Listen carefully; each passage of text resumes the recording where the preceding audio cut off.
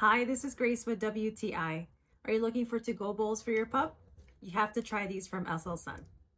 These bowls are great to take with you on the go. They are made of high quality soft plastic and it holds about 12 ounces of water or about a cup and a half of food.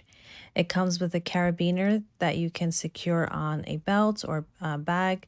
It can also be put on the dog collar, backpack, just pretty much anything.